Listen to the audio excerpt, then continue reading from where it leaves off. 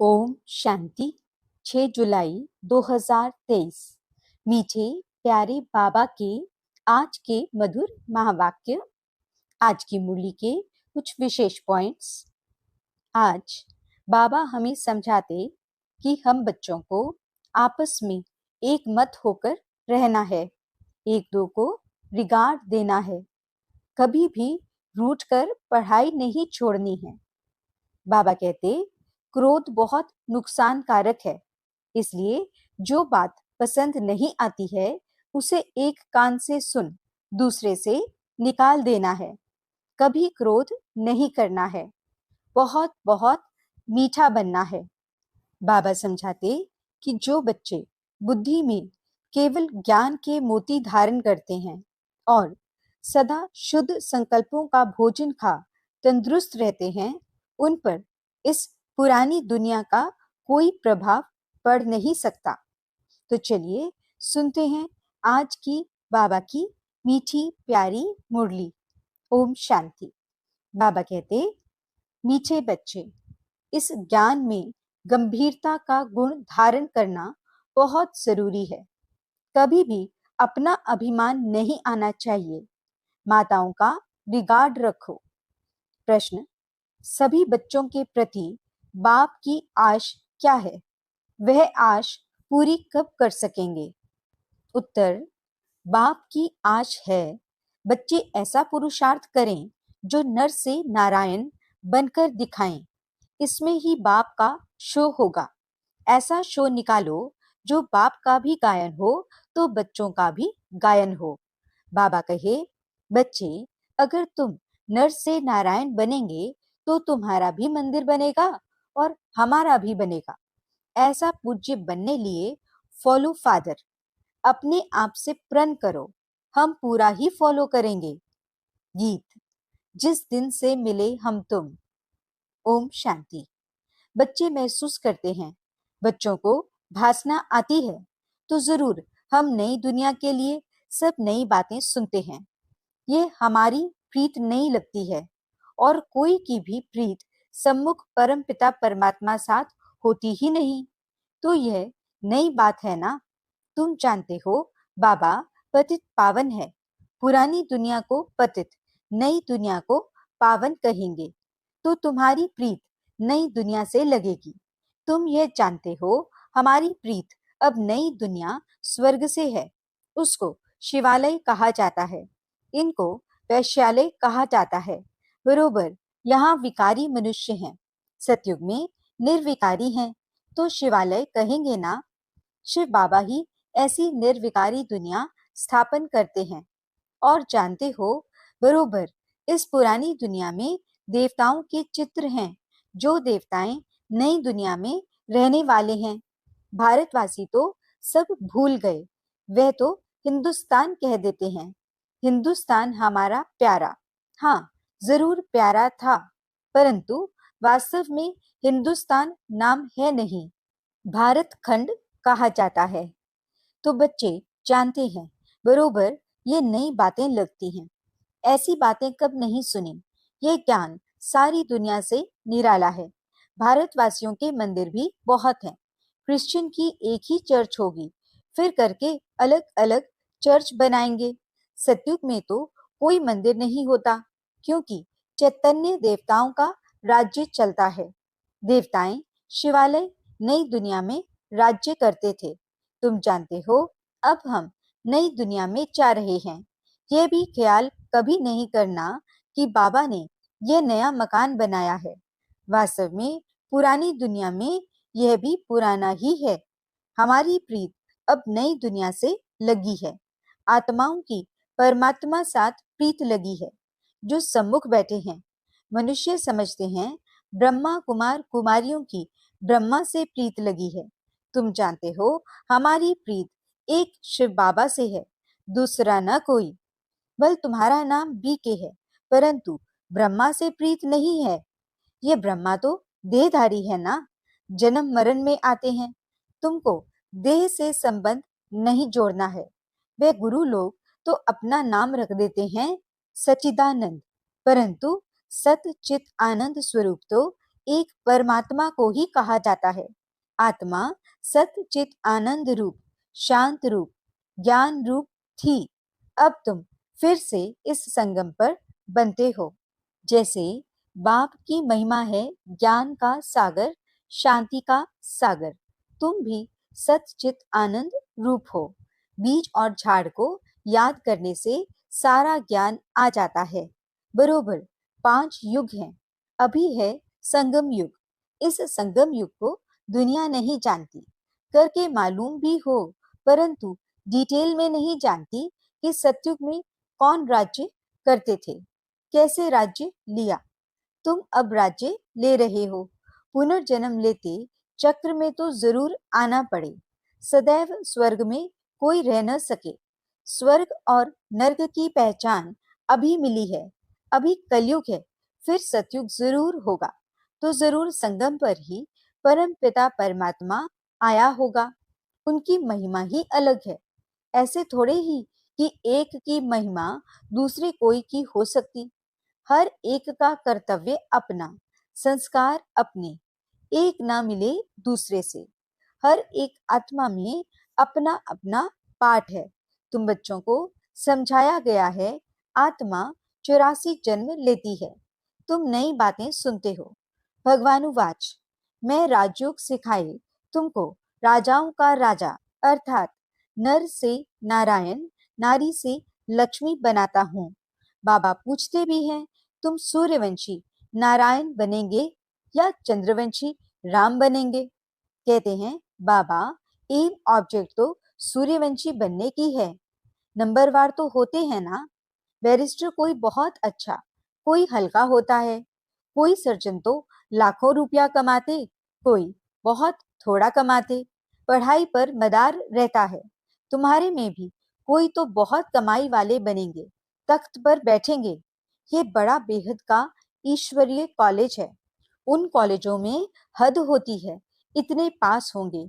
यह है बेहद का कॉलेज। तो तुम नई बातें सुनते हो।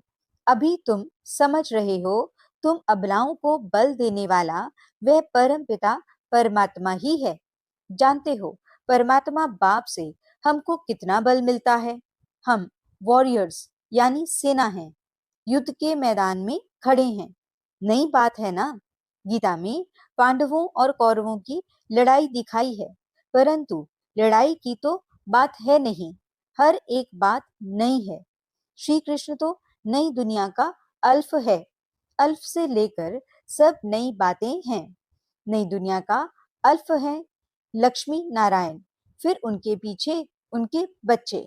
तो लक्ष्मी नारायण हैं सत्युगी मनुष्य सृष्टि के अल्फ।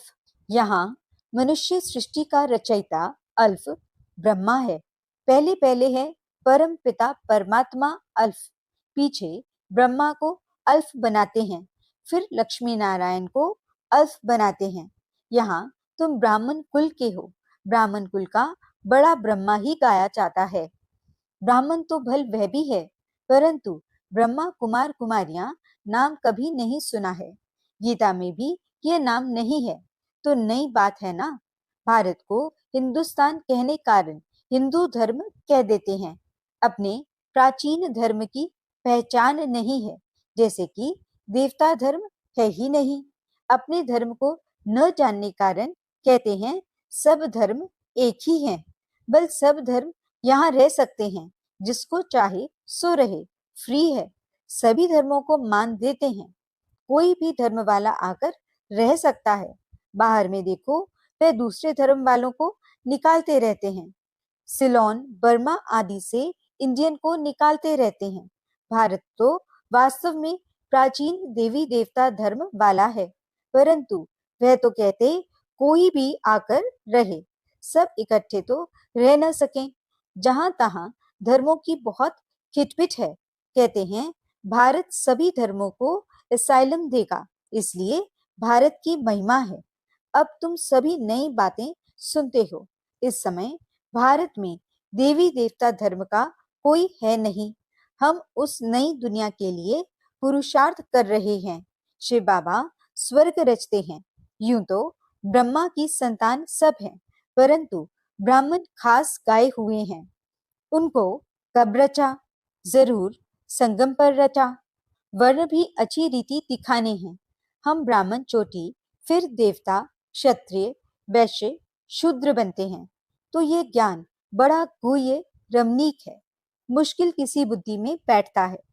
तुम बच्चे इस ज्ञान को अच्छी रीति धारण करो, कभी भी ब्राह्मणी से रूठना नहीं, रूठ करके पढ़ाई को नहीं छोड़ना है, नहीं तो रसातल में चले जाएंगे। बाप आया है सुनाने, तो सुनना चाहिए। भक्ति मार्ग में कितना नियम होता है गीता सुनने का, वे पूरे नेम से सुनते हैं। मंदिर में भी नेम पूर्वक जाते हैं, रोज पक्का नेम रखते हैं। तुम्हारा नेम तो बड़ा कड़ा है, एक घड़ी आधी घड़ी, फिर बढ़ाते रहना है। बाबा को याद करने से बुद्धि का ताला खुलेगा। विचार सागर मंथन कोई शिव बाबा नहीं करते हैं, उनको दरकार ही नहीं विचार सागर मंथन की। तुमको दरकार रहती है, किसको कैसे समझाएं। तो कभी भी रूठना नहीं चाहिए, एक दो का रिगार्ड रखना चाहिए। कई बच्चों को महारथियों का रिगार्ड रखना आता नहीं।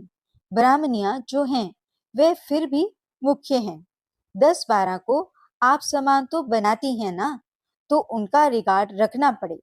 तुम जैसे कि शिव बाबा के एजेंट हो, सभी एजेंट्स एक जैसे तो नहीं होते हैं, नंबरवार होते हैं, फिर भी एजेंट्स तो है ना। कोई तो बहुत अच्छी रीति धारण करते हैं, रात दिन सर्विस में तत्पर रहते हैं। शिव बाबा भी यहाँ सर्विस पर आए हैं ना। बाबा कहते हैं मैं डबल काम करता हूँ, भक्तों की भी सर्विस करता हूँ। तुम जानते हो सारी दुनिया में साक्षात्कार कराने का कर्तव्य कौन करते हैं? भल ड्रामा में सब पहले से नोंद है, उसी समय साक्षात्कार होता है। समझते हैं गॉड फादर ने दिव्य दृष्टि से साक्षात्कार कराया, जहां तहां साक्षात्कार होते हैं। यह साक्षात्कार भी ड्रामा में नोंद है, इसमें बड़ी विशाल बुद्धि चाहिए। यह हैं नई बातें, सृष्टि का चक्र बुद्धि में फिरना चाहिए। कोई कोई का यह स्वदर्शन चक्र अच्छा तीखा फिरता है, कोई का कम। तुम स्वदर्शन चक्रधारी हो, सर्विस के लिए बुद्धि चलती रहेगी नंबरवार। कोई का तो स्वदर्शन चक्र फिरता ही नहीं, हवा तो लगती है, परंतु कोई का बहुत तीखा फिरता है, कोई का बहुत कम फिरता है, कोई का तो बिल्कुल फिरता ही नहीं। स्वदर्शन चक्र नहीं फिरेगा तो बाकी क्या पद पाएंगे? तो ये नई बात हुई ना। बाप समझाते रहते हैं वर्षा लेना है तो अभी लो, नहीं तो फिर पछताएंगे, रोएंगे। टीचर का शौक करना है ना। ये कितना बड़ा कॉलेज है, अच्छी रीति पढ़ते हैं तो पद भी अच्छा पाते हैं। प्रण करना चाहिए, हम पूरा फॉलो करेंगे, फॉलो मदर फादर। ऐसे भी नहीं है बैरिस्टर का बच्चा बैरिस्टर ही बनेगा, नहीं, कोई डॉक्टर बनेगा, कोई इंजीनियर, कोई तो शैतान डाकू भी निकल पड़ते हैं। बाप कहते हैं मेरा शो निकालने तुम नर से नारायण बनकर दिखाओ, मेरा भी गायन होगा, तुम्हारा भी गायन होगा, तुम भी देवता बनेंगे। हमारा मंदिर बनेगा तो तुम्हारा भी बनेगा। मुख्य मंदिर होना चाहिए एक शिव बाबा का, फिर उनके साथ ब्रह्मा और बच्चे। देलवाड़ा मंदिर में वैरायटी है ना, यही बड़े ते बड़ा यादगार है। तुम चैतन्य में बैठे हो, शक्ति की शेर पर सवारी, महारथी की हाथी पर सवारी दिखाते हैं। गज को ग्रह ने हप किया, बाप की याद नहीं रहती है तो माया ग्रह हप कर लेता है। अच्छे अच्छे महारथियों को भी माया ग्रह खा लेती है। इसमें बड़ी गंभीरता चाहिए और अभिमान नहीं आना चाहिए। मैं यह करता हूँ, जितना हो सके हर बात में माताओं को आगे रखना है, माता का रिगार्ड रखना है। सब चाबी माता के हाथ में होनी चाहिए, माता द्वारा समाचार आना चाहिए।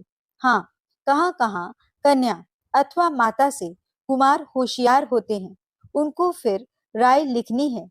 हुक्म सरकार का, राज्य रानी का है। पहले रानी फिर राजा। पहले माता गुरु चाहिए। पुरुष को गुरु बनने का कायदा नहीं, माता को आगे करना है। लॉ ऐसे कहता है। बल कहाँ पुरुष भी निमित्त बनते हैं जो माताओं को ज्ञान में ले आते हैं, परंतु मेजॉरिटी माताओं की है। अहंकार नहीं होना चाहिए। मैं सब जानता हूँ, मैं होशियार हूँ। होशियार माताओं को बनाना है, माता द्वारा सेंटर आदि चलाना है। अंत में सन्यासी आदि को भी माताओं के ही बाण लगने हैं, तो कायदे सिर चलना है। परम पिता परमात्मा की निंदा करने वाले ऊंच पद पा नहीं सकेंगे। बाबा सावधान सबको करते हैं। बहुत मीठा बनना है।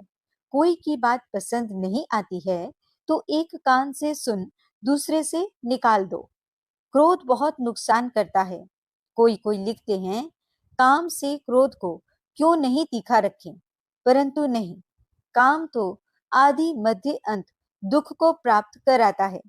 पतित पावन एक ही बाप गाया हुआ है, सन्यासी पावन नहीं बना सकते। तो तुम नई बातें सुनते हो। ऊंच से ऊंच भगवान बैठ तुमको पढ़ाते हैं, उनको ही श्री श्री कहा जाता है। फिर मनुष्य सृष्टि में श्री लक्ष्मी, श्री नारायण, श्री राम, श्री सीता को कहते हैं। अच्छा, उन्हों को ऐसा श्रेष्ठ किसने बनाया? श्री श्री शिव बाबा ने। अच्छा, मीठे मीठे सिखिलते बच्चों प्रति माता पिता बाप दादा का याद प्यार और गुड मॉर्निंग। रूहानी बाप की रूहानी बच्चों को नमस्ते।